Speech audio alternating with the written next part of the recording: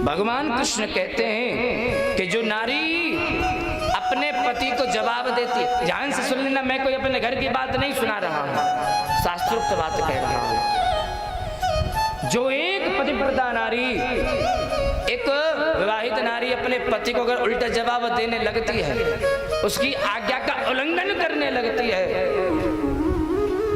उसकी आज्ञा का पालन नहीं करती है,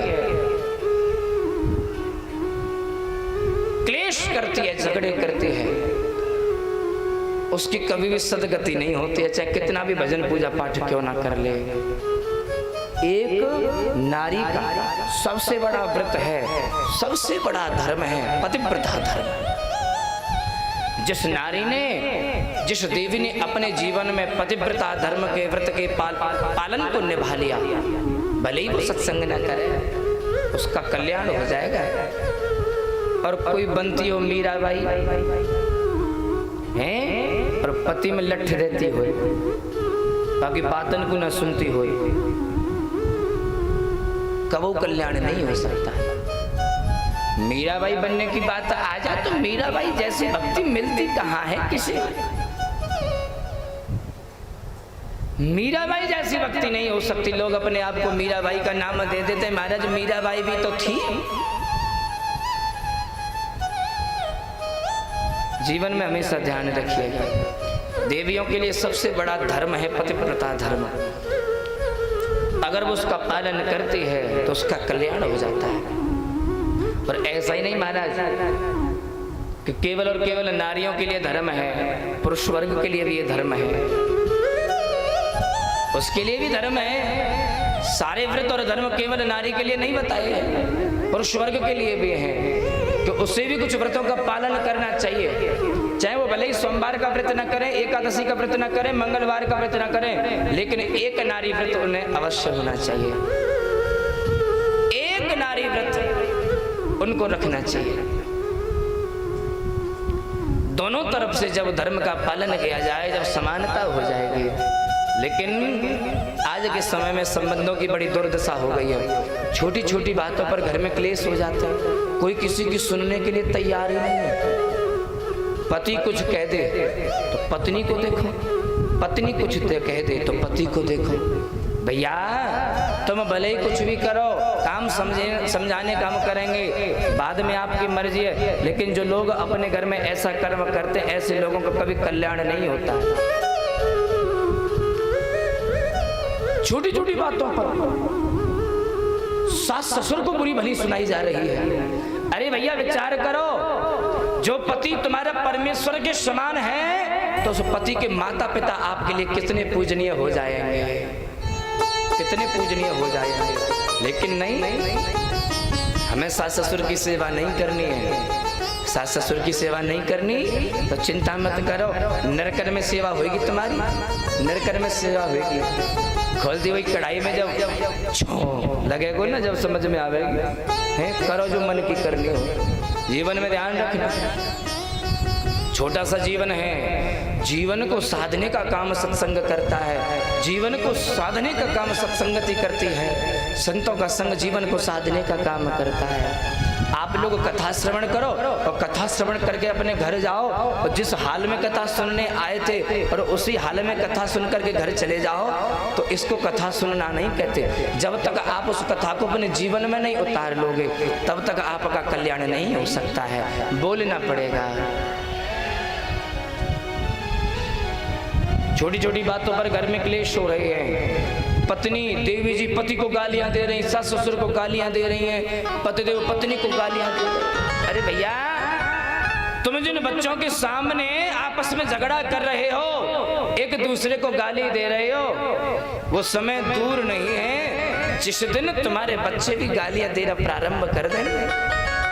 तुम्हें क्या लगता है तुम्हारे बच्चे होमवर्क करते, तुम्हारी बातों को नहीं सुनते? ऐसा कुछ नहीं है, कोई होमवर्क नहीं हो रहा, सारी की बातें सब फीड हो रही हैं, सारी बातें मस्तक में फीड होती हैं। इसलिए हमें चाहिए कि बच्चों के सामने कभी भी गाली गलौज न दे। बच्चों के सामने पत्नी को गाली दे रहे हो, माता पिता को गाली दे रहे हो, हैं ध्यान रखिएगा। जीवन में सकारात्मकता कब आएगी, जीवन कब सुधरेगा, जीवन तभी सुधर सकता है कब, इसको भी सुन लीजिए। संत जन कहते हैं, ध्यान से सुनिएगा, संत जन कहते हैं कि जिसका खाली सर होगा वो रोगी होगा। जिसका खाली सर होगा, जो खाली सर लेकर के घूमेगा, जिसके सर पर कोई कपड़ा नहीं होगा, वो अवश्य बीमारी से ग्रसित होगा। इसीलिए पहले लोग सर पर कपड़ा बांध करके चलते थे, मुड़ासा बांध करके चलते थे, खाली सर नहीं रखने देते थे। क्यों? क्योंकि ऋतुओं के हिसाब से महाराज कोई भी ऋतु क्यों ना हो, अगर सर खाली होगा तो कोई ना कोई रोग शरीर में अवश्य घुसेगा। गर्मी होगी तो लू लगेंगी, बीमार हो जाओगे। सर्दियां होंगी तो सर्दी लगेगी, बरसात होगी तो सर गीला हो जाएगा, मस्तक में दर्द होने लगेगा, माइग्रेशन के मरीज हो जाओगे महाराज। सर पर कपड़ा बांध करके सब लोग चलते थे। और जीवन को अगर सुधारना है तो 3 अवस्थाओं में अपने सर को ढक करके रखना है, सर को ढक करके रखना है। 3 अवस्था कौन कौन सी है? पहली अवस्था जब आप बालक हैं, जब आप युवा हैं, ध्यान से सुनिएगा। दूसरी अवस्था जब आप विवाहित हो चुके हैं, जब गृहस्थ जीवन का यापन कर रहे हैं। और तीसरी अवस्था है जब आप वृद्ध हो गए हैं, जब आपके नाती पोते हो गए हैं।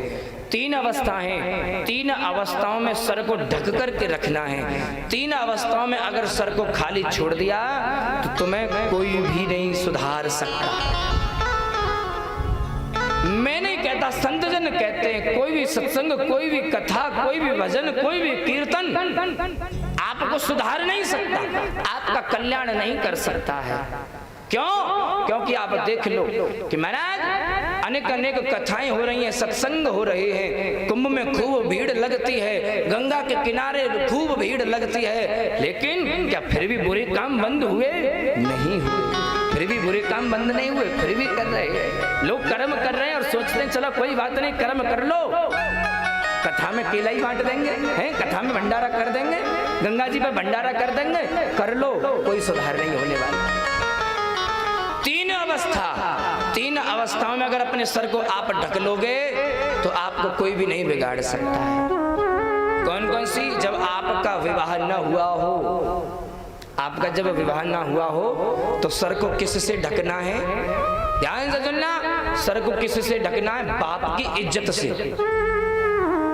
सर पर अपने बाप की इज्जत को रख लेना और सोचना, अगर मैं कहीं खड़ा होकर के कुछ खाऊंगा पीऊंगा, मस्त मजे करूंगा तो लोग क्या कहेंगे? मेरे पिता की समाज में कितनी इज्जत है, तो लोग क्या कहेंगे? अरे ये तो फलाने का पुत्र है, ये ऐसा पुत्र है, ये या खड़ा होकर के क्या खा रहा है, क्या पी रहा है। तो जब तक विवाह ना हुआ हो तब तक अपने पिता की इज्जत को अपने सर को रखिए, अपने पिता की इज्जत से अपने सर को ढक लीजिए, कभी भी नहीं बिगड़ोगे। दूसरी अवस्था है जब आपका विवाह हो जाए, छोटे छोटे बच्चे आपके घर में खेलने लगे, कूदने लगे, तो अपने उन बच्चों को बड़े मान करके उनको अपने सर पर रख लेना, उनको अपने सर पर रखो। क्यों? क्योंकि जब उन बच्चों को, छोटे छोटे बच्चों को अपने सर पर रख लोगे तो तुम कोई भी बुरा कार्य करोगे तो 100 बार सोचोगे कि जब मैं अपने घर में जाऊंगा तो मेरे छोटे छोटे बच्चे मुझे क्या कहेंगे, क्या कहेंगे। छोटे छोटे बच्चों को जब मैं समझाऊंगा, अरे क्या गलती कर रहे हो, क्यों गालियां देते हो, क्यों अपशब्द बोलते हो, पढ़ते लिखते क्यों नहीं हो, तो लोग फिर आपको, आपके बच्चे आपसे कहेंगे, हमसे तो तुम इतना कह रहे हो, तुम तो अभी नाली में गिर करके आ रहे हो, हैं नाली में गिरे पड़े थे, हम सब उठा करके लाए थे। क्या आपके बच्चे आपकी बात समझेंगे? कदापि नहीं समझेंगे। जब आप गृहस्थ जीवन में आ जाओ तो अपने छोटे छोटे बच्चों को अपने सर पर रखना प्रारंभ कर दो, जीवन में कोई भी कुसंग आपको बिगाड़ नहीं सकता। और तीसरी अवस्था है वृद्धावस्था, जब छोटे छोटे बच्चे नाती पोते आपके घर में खेलने लगे। व्यक्ति 2 अवस्थाओं में ज्यादा बिगड़ता है, एक तो बाल्यकाल में जब 13, 14, 15 वर्ष का होता है, और एक वृद्धावस्था में सोचता है अब तो हमारे नाती पोते हो गए, अब हमें कौन रोकेगा? कोई नहीं रोकेगा, हमें रोकने वाला है कोई? जो मन में आए सो करेंगे। जब वृद्धावस्था हो तब सर पर क्या रखना है? तब सर पर आपको अपने गुरुदेव को रखना है, गुरु को रखना है। विचार कर जाए, अगर हम अब कुसंग में पड़ेंगे, अपराध करेंगे तो गुरु क्या सोचेंगे, लोग क्या कहेंगे, ये उनका चेला है, हमारे गुरु की बदनामी होगी, लोग गुरु को क्या कहेंगे, महाराज ऐसे तुम्हारे शिष्य हो गए, ऐसे शिष्य को तुमने दीक्षा दी थी। 3 अवस्थाओं में हमेशा सर को ढक करके रखिए, कोई नहीं बिगाड़ सकता है।